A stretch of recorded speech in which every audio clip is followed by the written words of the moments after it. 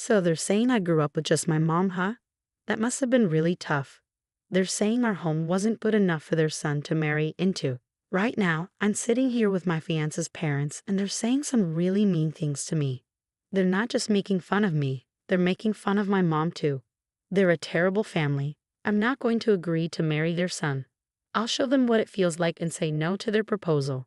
They deserve to feel really bad about how they're acting. My name is Emma, and I'm 27 years old. It's just me and my mom in our family. My dad died in an accident when I was little, leaving us alone. When my dad passed away, my mom didn't cry. She always smiled, even though I was crying a lot. My mom worked really hard so I could go to university and study law. Now I work for a big company and stay really busy. My fiancé, Michael, is 30 years old, 3 years older than me. He asked me to marry him after we'd been together for a year and a half. He asked me out after we met at work, and I said yes because I wanted to make my mom happy, even though I thought it might be too soon. Today we're going to meet his parents to talk about our wedding.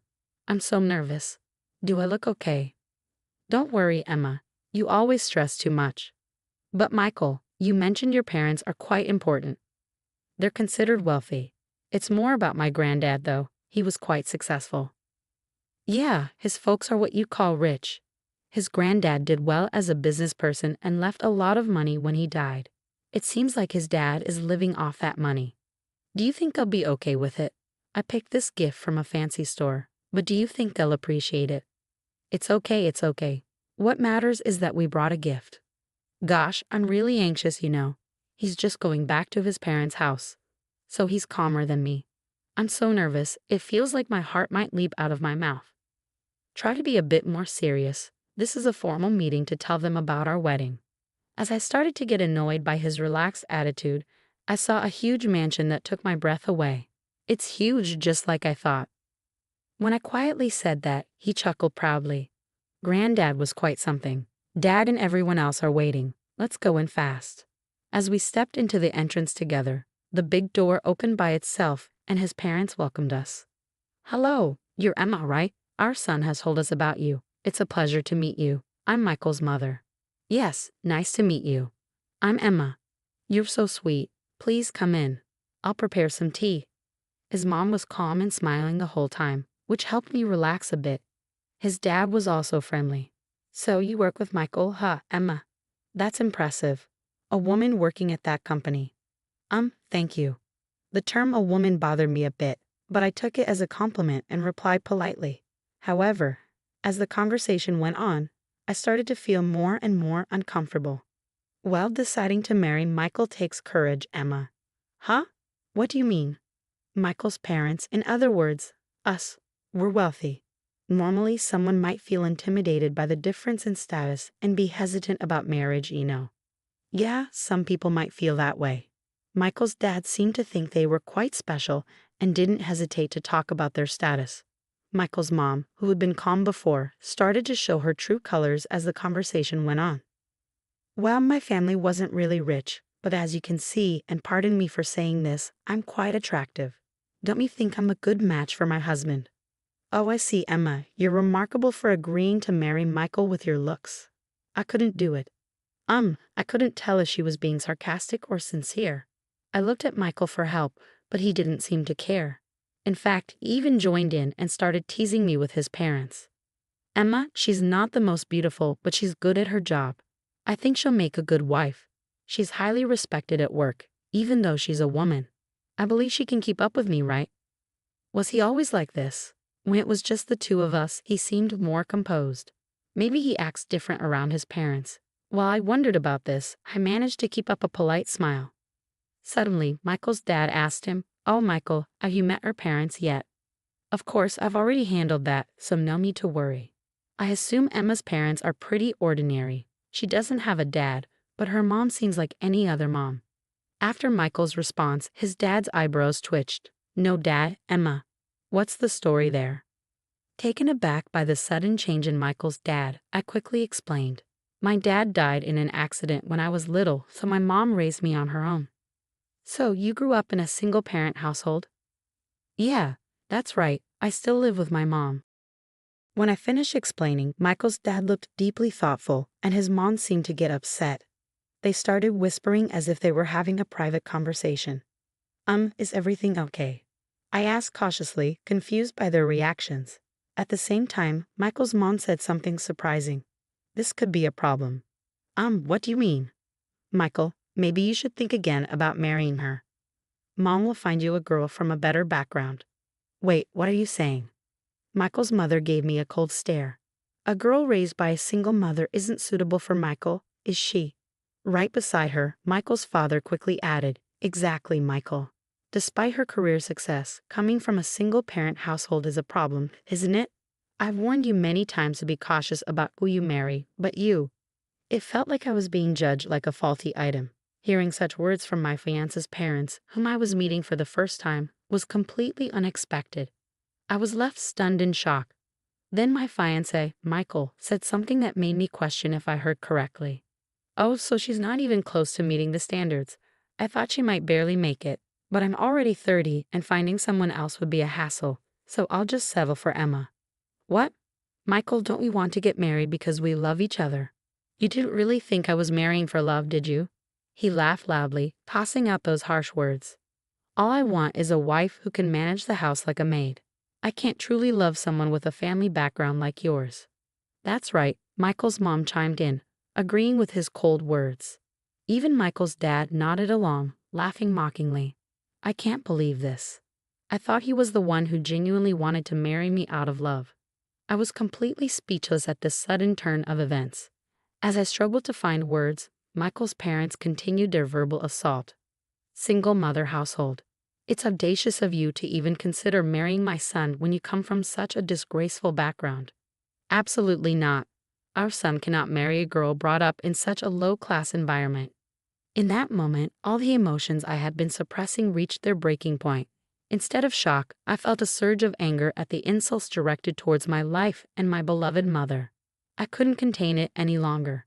Slowly, I raised my head and calmly addressed them. "Fine. Let's cancel the wedding, and I request that you leave immediately." Not only were Michael's parents shocked by my statement, but even he seemed taken aback. He asked me in confusion, "Emma, what are you suddenly saying? Are you asking me to leave? Don't you understand? Why are you saying this? I don't get it." In response, Michael's parents started causing a scene. "Exactly. We don't have to take orders from someone like you, Emma. Your family background is poor, and your attitude is terrible. What do you think you're doing? Be quiet." I slammed my hand on the desk and stood up. "Do you know who owns the land this house is on?" "What are you talking about? This land was inherited from my father." "From your father? Can you prove that this land is yours?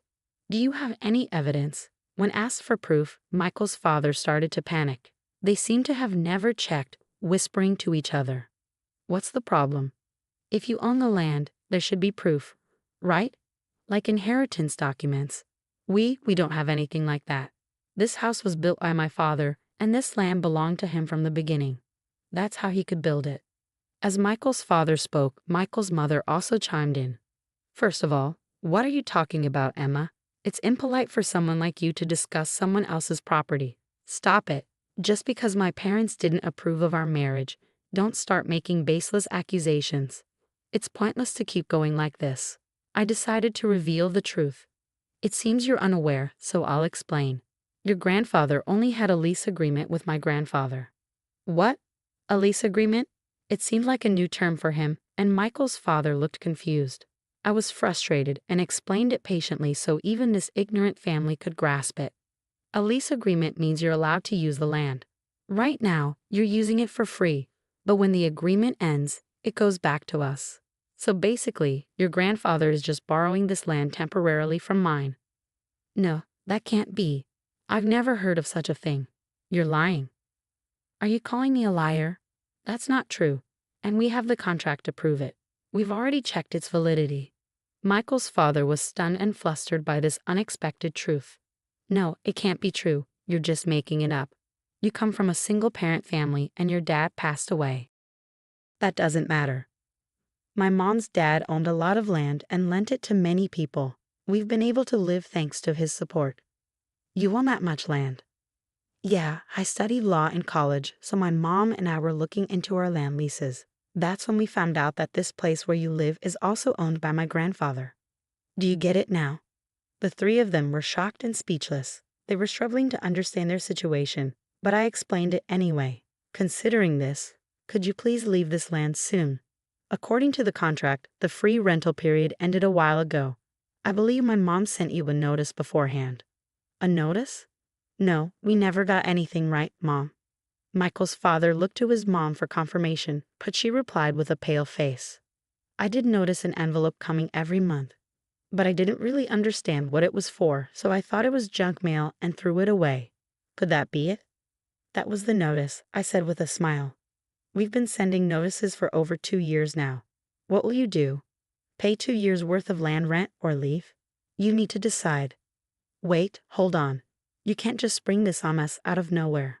Out of nowhere? We've been asking you to do something for a while now. Please make a decision, Michael's father begged desperately, kneeling down. We've been facing huge losses in the stock market recently, and our assets are minimal. We were counting on Michael's support from now on. But there was no room for leniency anymore. I had planned to settle things amicably if the marriage was decided and if I received an apology about the notices. But since you've insulted my mother, I've had enough. I'm sorry, but I can't let you continue to stay on this land for free. With that refusal, Michael's parents started to tremble. Even Michael, who had been calm until then, began to change his attitude as if it were the right moment. Hey, Emma, can't you stop this now? I'm going to marry you, so please. What are you saying now? So what? Let's just forget about this. If we get married, there won't be any issues with the land, right? Right? Is this guy for real? I can't imagine marrying someone so disrespectful. At this point, I don't meet a man who insults his fiancé alongside his parents. I'm sorry, but I have to decline. I refuse to become part of a family with such a conceited man like you and your knave parents.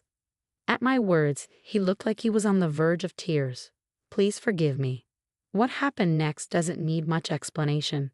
Despite boasting about their wealth, his parents were actually struggling financially. They couldn't even afford to pay the land tax for 2 years upfront, revealing their true financial situation. Eventually, they had to leave their land, sell their grandfather's pride and joy, the house, to cover the overdue taxes.